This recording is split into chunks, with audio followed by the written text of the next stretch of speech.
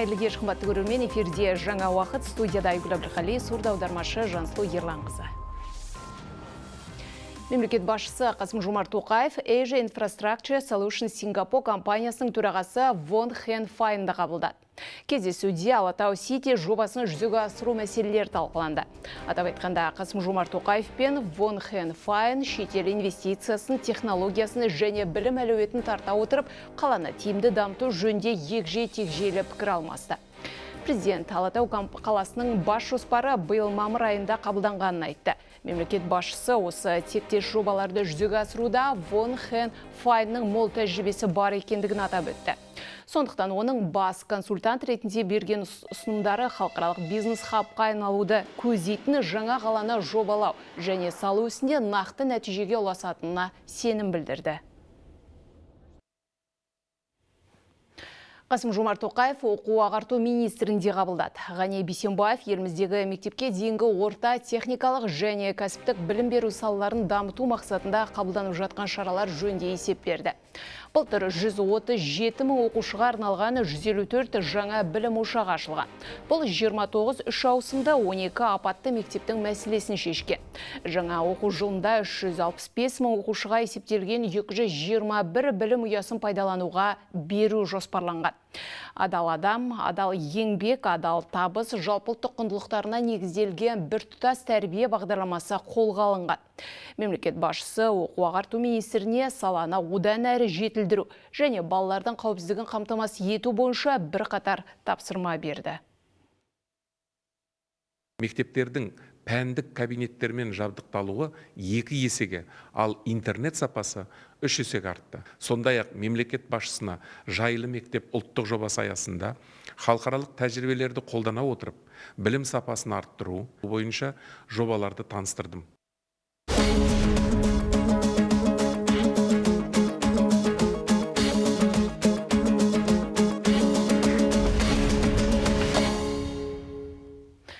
Этноауыл ұлттық мәдени кешенде 5-ші дүниежүзілік көшпенділер ойындарының жабылу салтанаты өтті. Апта бойы Астанаға жаһаннан ағылған жұрт түркі халқының түрлі спорттық жарыстары мен мәдени шараларын тамашалады. Қазақтың ұлттық өнері мен мәдениеті жаһанға мәшһүр болған мерекеден әріптесім нысаналы ағыл тарқатады. 5-ші дүниежүзілік көшпенділер ойындарда мәресіне жетті. Қыркүйектің 8-нен бері мерекені көрген жұрт мәре-сәре. Ұлы дала дүбірі деп ұрандатқан байрақты бәсекеге 89 елден 2000 жарымға жуық спортшы қатысты. Ал осыдан 10 жыл бұрын Қырғызстанда алғаш ұйымдастырылған сайысқа небары 19 елден 600-дей спортшы келген еді. Осыған қарабақ жаһан жұртының көшпенділер өркениетіне деген қызығушылығын аңғару қиын емес. Мұны әлемнің түкпір-түкпірінен келген туристердің легінен де көруге болады. Блогерлер мен журналистер қарасы көп. Барлығына түркі халықтарының баба салған сара жолын көздің қарашығындай бүгінге жеткізу цифрлы әрі технологиялық қоғамға бейімделгенімен жұтылмағаны жұмбақ. Қазақтың ұлттық ойындары барлығы тоғысқан, сондай көшпенді халықтың рухын көтеретін ойын. Онымен қоса тек қана спорт қана емес, бұл жерде бүкіл мәдениеттің тоғысқан жері болды. Және де біздің туризмді дамытуға үлкен үлесін қосқан ең ірі жоба деп айтуға болады. Түркі жұртының түрлі ойындарын көру бірте-бірте әлем халқының әдетіне айналып барады. Өйткені 21 ғасырдағы өркениетті адам нәсіліне, ділімен, тіліне қарамай мәдени тұрғында ұғынысу дегенді білдіреді. Осы ретте көшпенділер ойындары тек қана спорт емес, ұлт өкілдерінің бас қосуы мен мәдениеттердің тоғысуы болды. Сондықтан бұны дәстүр мен спорттың мерекесі деп есептеуге әбден болады. Қазақстанға келген туристердің басым бөлігі елдің мәдениетімен терең танысқандарын айтып жатыр. Өте қонақжай халық екен. Мен бұл көшпенділер ойындарынан көп дүниені үйрендім. Қазақ халқының қонақжайлығы таң қалдырды. Бірінші күннен бастап ерекше ықыласпен қарсы алып жатыр. Ұйымдастыру деңгейі де өте жоғары. Айтпақшы, бұған дейінгі көшпенділер ойындары сайын далада, тау мен бауда немесе қырда өтетін. Биылғы ерекшелік қаладағы заманауи спорт нысандарында ұйымдастырылды. Яғни өткенді ұмытпай, жаңадан жатырқамай жасампаздық жолына бет бұру деген мазмұны бар. Осылайша көшпенділер ойындарына урбандалған ортада жаңа серпін беру көзделген. Жаһандық маңызы артқан шараны жазғы олимпиададан да бір мысқал кем емес деген мысалдар естіп жатамыз. Осылайша 5-ші дүниежүзілік көшпенділер ойындары түбі бір түркі халықтарының бірлігі мен берекесінің бекем екенін бүкіл әлемге тағы бір рет паш етті. Нысаналы Ағыл, Райымбек Беғожаев, Әділ Нұржанов, Жібек жолы. Көшпенділер ойындары Орталық Азияның Олимпиадасы. BBC-дің ресми сайтында осындай тақырыппен көлемді мақала жарияланды. Автор Астананы Орталық Азияның Дубайына теңеп, доданың салтанатты ашылу рәсімі кең ауқымда ұйымдастырылғанын атап өтті. Онда қазақ халқының бай тарихы, дала дәстүрі көрініс тапқанына тоқталған. Сондай көшпенділердің көкпар, құсбегілік сияқты ойындарына ерекше назар аударған. Бұдан бөлек мақалада этноауылдағы мәдени танымдық шаралар, қолөнершілер өнері жайлы жазылған. Қазақстан астанасындағы дүбірлі додаға Euronews-те ауқымды репортаж арнады. Онда оқырмандарға әр спорт түрі жайлы толымды мағлұмат ұсынылған. Атап өтетін бір жайт, әр ойынның қазақша атауы қоса жазылған. Көшпенділер ойыны бұл қара күштің ғана емес, ақыл ойдың сайысы екендігін де атап өткен. Осы түркі әлемнің шеңберінен шығып, дүбірі дүние жүзіне жеткен көшпенділер ойындарын көруге әлемнің түкпір-түкпірінен туристер арнайы келді. Біреуіне көшпенділердің сайыс ұнады, енді бірі ашылу салтанаты кезінде алған әсерден әлі шыға алмай жүр. Кей саяхаттаушылар халқымыздың дәстүрі мен тарихына қызықты. Бірақ олардың барлығы бір ауыздан Қазақстан ұйымдастырған ойындарға жоғары баға берді. Біз Қазақстанға 5 күн бұрын келдік. Қатты ұнады. 1-2 айдан кейін қайта ораламыз. Жақсы деңгейде өтті. Ойындар ал жағында бардық жақсы болды. Ұйыштырушыға, қазақ еліне чоң рахмат. Бардық ойдағыдай болды. Впечатление от Казахстана у меня супер. Ресейге ертең ораламыз. Шынымды айтсам қайтқым келмей тұр. Қазақтар әуежайдан түскеннен асты-үстімізге түсіп жағдайды жасады. Көп-көп рахмет. Дүниежүзілік көшпенділер ойындарын Қазақстан құрамасы жеңіспен аяқтады. Ел қоржында 114 жүлде бар. Оның 43 алтын, 34 күміс, 37 қола. Қырғызстан құрамасы 19 алтын медальмен 2-ші орынға жайғасты. Ресей 12 алтынмен 3-тікті түйіндет. Ал Өзбекстан, Түркия, Иран, Мажарстан, Түркменстан, Польша, Румыния командалары үздік 10-ға енді. Сайыстың соңғы күнін бәйге, теңгелу, құсбегілік жарыстар түйіндет. Қалың жанкүйер асыға күткен аламанда Алматы облысының тұлпары өзгелерден оза шапты. Ал саятшылар арасында үздік құсбегілер анықталды. Әріптесім Асылбек Тойбек тарқатып айтады. Көшпенділер ойындарының көркін бәйге қыздырды, шашасына шаң жұқтырмаған сәйгүліктер арқа төсін дүбірге бөледі. Бұл күнді жанкүйерлерде асыға күткенде қиқуға басып, шабандоздарға шабыт беріп отыр.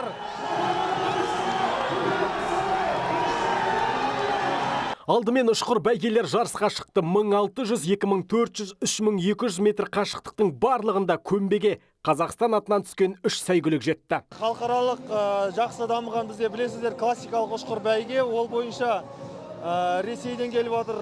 Негізгі осы СНГ-ға танылған ТМД елдерінде ашулы Мырзабек Капужин сияқты Ресей мемлекетінің үздік шабандозы.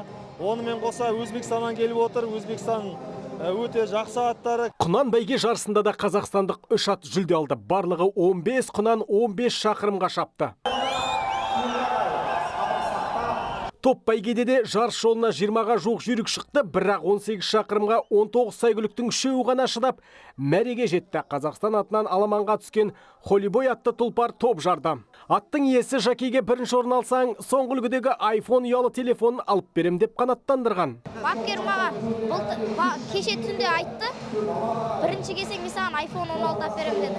Мен оны өзім ұстамаймын, әкеме подарокта берем. Жорға жарыста қырғызстандық жылқы жылдам болды. Чиксон Лок мәре сызығын бірінші болып кесті. Бәйгеде Қазақстан сәйгүлігі екінші келді. Ал 25 шақырымдық аламан бәйгеде Айқабақ атты Алматы облысының аты 100-ден жүйрік шықты. Мәреге екінші болып тағы бір қазақстандық ат Жұмыртияқ жетті. Қырғыздар бәйгеге қосқан Қарағыз 3-ші орын иеленді. Сонымен қатар теңге ілуде қазақстандық спортшыларға теңгелер қарсылас болмады. Өзінің әсерімен бөлек болып тұр. Енді көшпенділер ойында қанша уақыт болды күтіп жүргеніміз, қанша ел жүр. Осыны ойлап, біз жақсы нәтижемен өттік. Бүркіт салудан ақтық сында Серікбек Күнтуған алтын жүлдеге ие болды. Бәсекеге 10 мемлекеттен 18 спортшы қатысты. Соңғы кездері төл өнерімізге, мәдениетімізге шетелдіктер қызыға бастаған. Түркиялық Недим Қызылбұға құсбегілікті зерттеп жүр. Докторлық диссертациясының тақырыбы қазақтың бүркітшілік өнері. Бүркіттер akıllı kuşlar. Siz onu kolga şakırasız, ol biledi ki siz oğan yetveresiz keledi. Olsunday tilki görse bu özü uçup aladı. Kaskır görse özü uçup aladı. Siz birge oğan dost bolasız, ol da sizge dost boladı. Айта кетейік, 5 күн бойы этноауылда елші мен батырларға арналған бағдарлама бойынша барлық өңірлер мен республикалық маңызды бар қалалар өнерпаздарының концерті мен әртүрлі қол өнер көрмелері де өтті. Асылбек Тойбек, Төлеген Бейсенбаев, Жібек жолы. Премьер-министр Олжас Бектенов Шымкент қаласына жұмыс сапармен барып, мұнай өңдеу зауытының жұмысшыларымен кездесті. Өндіріс ошағының қызметкерлері мемлекет басшысының жолдауда айтқан атом энергетикасын дамыту жөніндегі бастамасына қолдау білдірді. Себебі өндірісті кеңейту ісінде тұрақты энергия көзінің маңызы зор. Ал елде айыз салу осы энергия тұрақтылығын қамтамасыз етуге септігін тигізеді. Сондай атом энергетикасы жаңа технологиялар мен энергетикалық және экологиялық қауіпсіздікке кепілдік береді дейді Шымкенттегі мұнай өңдеу зауытының ұжымы. Атом энергетикасын дамытуға баса мән беру өте маңызды. Егер де жаһандық тәжірибені алып қарайтын болсақ, озат елдердің осы атом энергетикасын қолдану мәселесінде, арттыру, нығайту мәселесінде әлде қайда алда келе жатқанын көріп жатырмыз. Атом энергетикасы деген біздерге электр қуаттылығын қамтамасыз етуге үлкен үлесін қосады. Халықтық штаб мүшелері атом энергетикасының әлеуеті мен мемлекет үшін пайдасын тұрғындармен бірге талқылау үшін Жамбыл облысына келді. Таразда халықтық штаб мүшелері өңірдегі педагогтер қауыммен кездесті. Іс-шараға 150-ден астам адам қатысты. Штаб мүшелері мемлекет басшысы мұғалімдер мен білім беру саласына айрықша көңіл бөлетінін атап өтті. Мәжіліс төрағасы Ерлан Қошанов атом электр станциясы елімізге энергетикалық тұрғыда тәуелсіздік алуға мүмкіндік беретін болашақтың жобасы деді.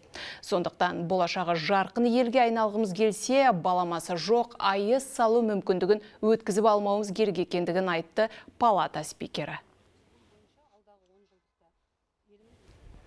Қызылордада қалалық мәслихат депутаттары мен қоғамдық кеңес мүшелері Қазақстандағы атомдық энергетика оның мүмкіндіктері тақырыбында пікір алмасты.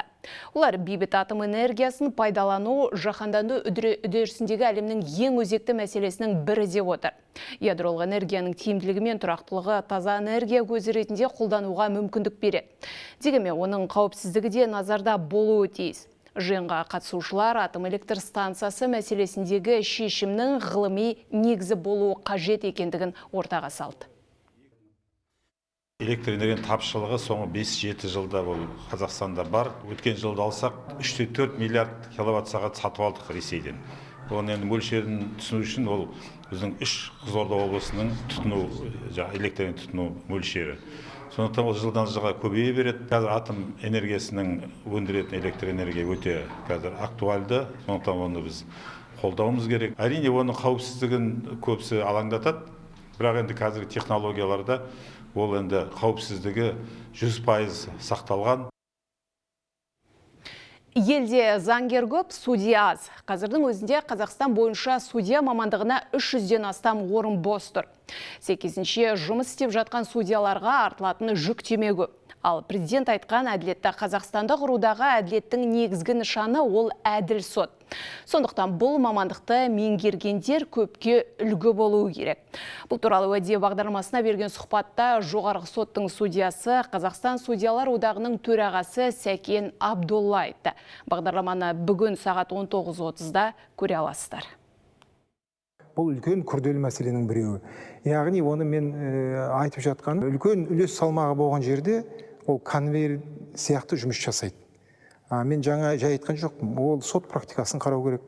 Ол жалпы заңдылықты бір шолып өту керек. Үлкен күрделі тұрған мәселенің біреуі осы. Қымбатты көрермен, жаңа уақыт осымен тәмам. Әрі қарай кезек орыс тіліндегі жаңалықтарда студияда әріптесім Ульяна Әшімова. Ульяна, қайырлы кеш. Қайырлы кеш, Айгүл.